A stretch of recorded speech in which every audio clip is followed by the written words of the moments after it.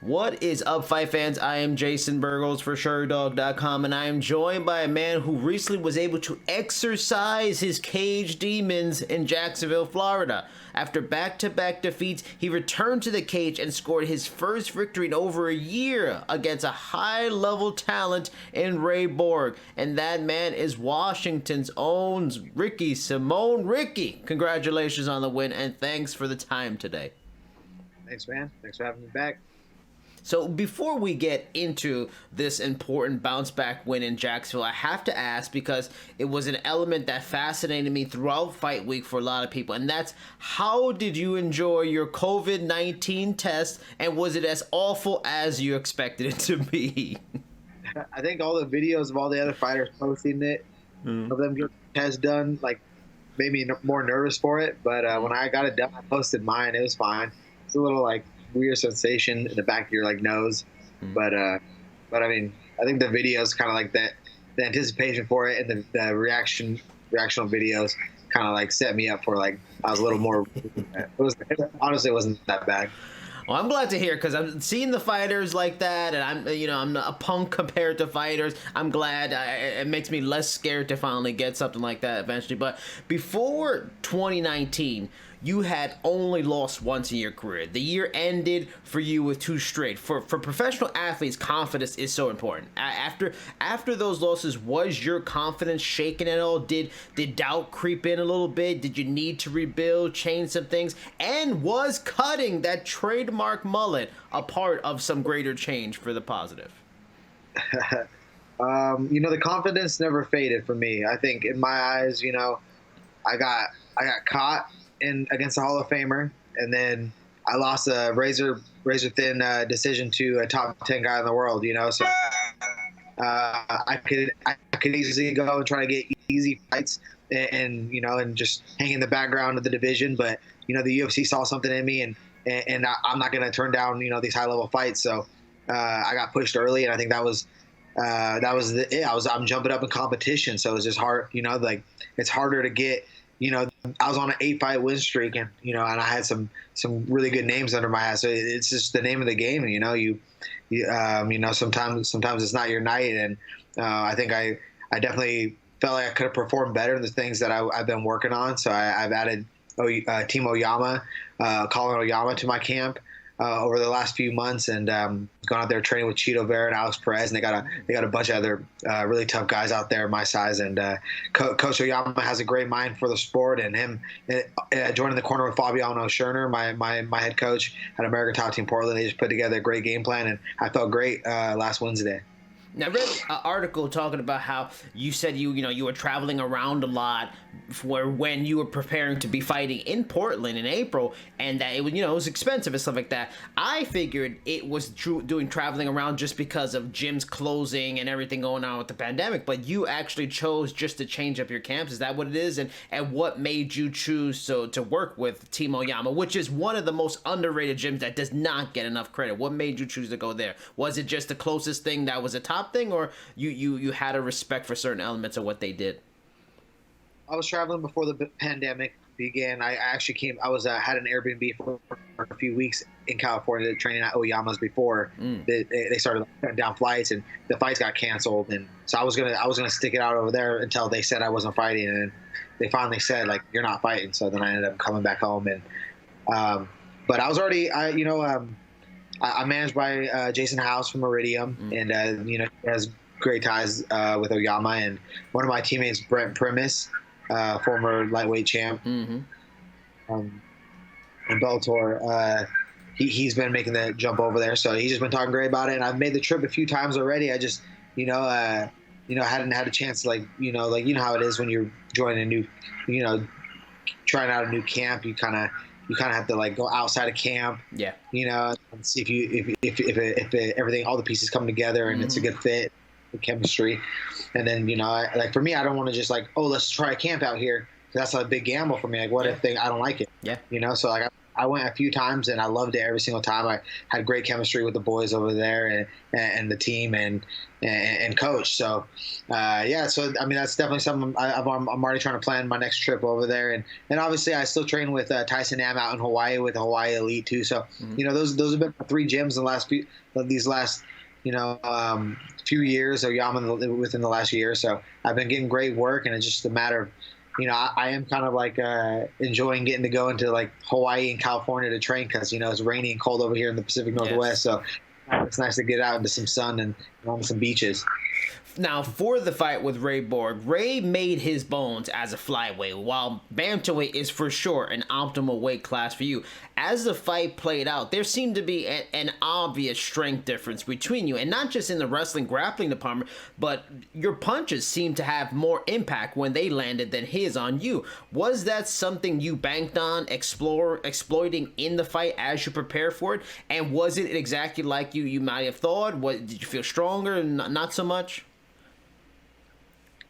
I feel so strong at bantamweight.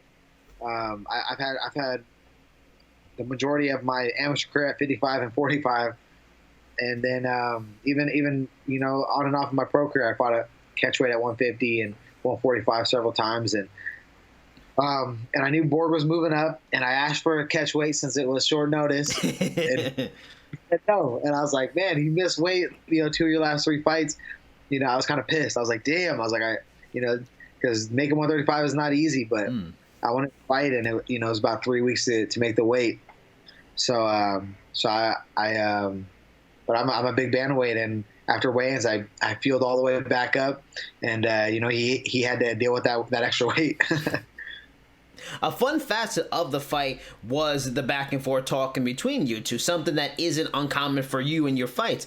Is the trash talking something throughout your career you learned can be effective and you maybe use it strategically, or is it just a natural thing for you and something that helps you maintain the focus, maintain the intensity, and just have fun throughout a fight?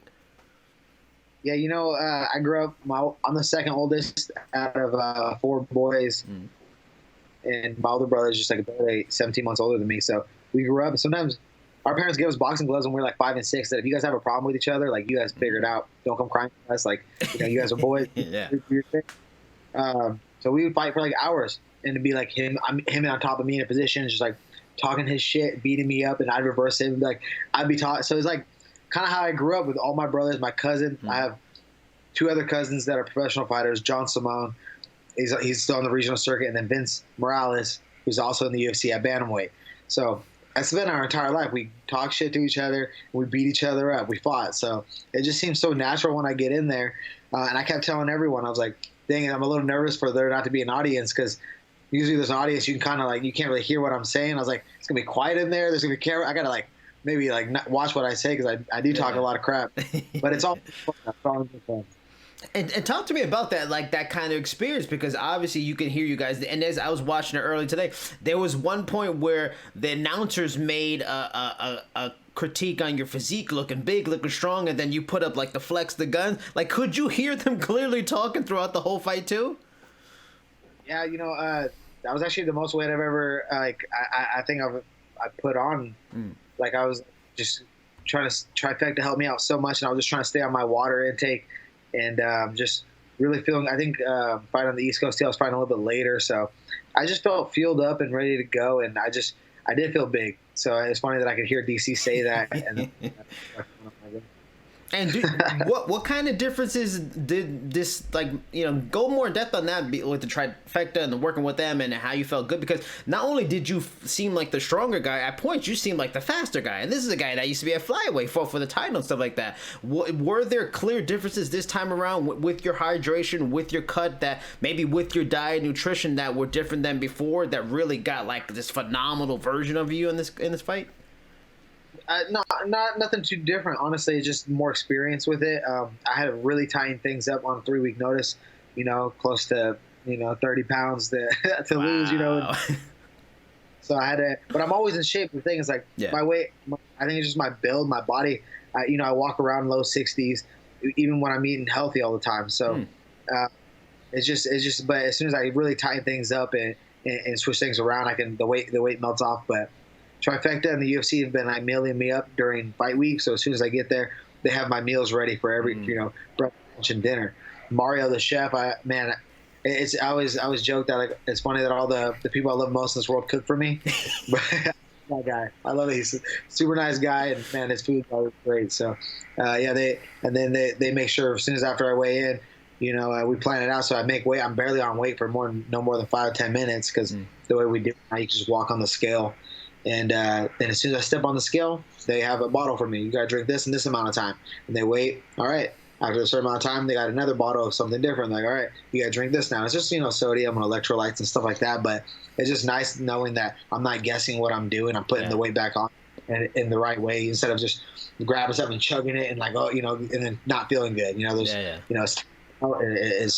science behind it, and it's making a difference. Is there a specific meal that he makes that it's like the one you really look forward to? Like, shit, this almost feels like a cheat meal and still nutritious. Well, is there something like that? Well, that's the thing, is like I'm a foodie. Like it's not just about the food, but it's about the flavor too. And so like every fight week, I can barely, I'm eating very small amounts of protein, but he flavors it. But it's usually fight day. Fight day, he makes these like protein beet pancakes with some eggs. Okay. Yeah, I usually like that, and then the pot, just all of it's really good. But usually the pancakes, I'm like looking forward to them. So you get your hand raised at the end of the fight. You first win in over a year. Does it feel like the monkey is off your back in certain ways with how just things were going? Or does being, like you mentioned it too, on having been on an 8-fight winning streak at one time, 3 in a row in the UFC, is there any kind of like I'm satisfaction, or do you feel more like, I gotta get back to where I was before, so this is only just step one and where I want to get back to? I got home. I woke up the next morning, ran 4 miles. Next day, ran 7 miles. I'm already back in practice. I rolled today. I'm motivated. But that's the thing, is like, the confidence, I said the confidence never left. I'm always motivated. I'm always trying to get better. And I was worried that I was losing to really good talent, but if I drop a third loss in a row, I could lose my job too. It's like, you never know. You never know. Yeah. So I had so much momentum coming into the UFC, and then my first few fights. So like I was like on one end of it where like, dang, the highs are high, and then boom, 2-fight losing streak. The lows are low. So it just feels good to be back. Like I said, the confidence never left. I'm going to keep doing what I'm supposed to do. I'm going to stay ready, and I wouldn't mind going to Fight Island. Now, I'm going to talk to Ian Hines tomorrow and ask him a similar question as I open this up with, because he's in a similar position. Only lost once before, then he goes through a 2-fight losing streak after a good run in the UFC. Did you notice any change, because you were a similar guy in that you were on a hot streak, a lot of big talk about you, as you even mentioned before. The UFC really seemed behind you as a guy for the future, and I'm sure they have, no doubt they still are. But did you see people kind of slide off when you lost? Like the support that you had, everybody was behind you, the fan support. Did things change when you lost 2 in a row? I've heard fighters talk about when you go through a losing streak, you see like the other side of the sport, the darker side, all the haters come out, all the fake support. Did you see anything like that?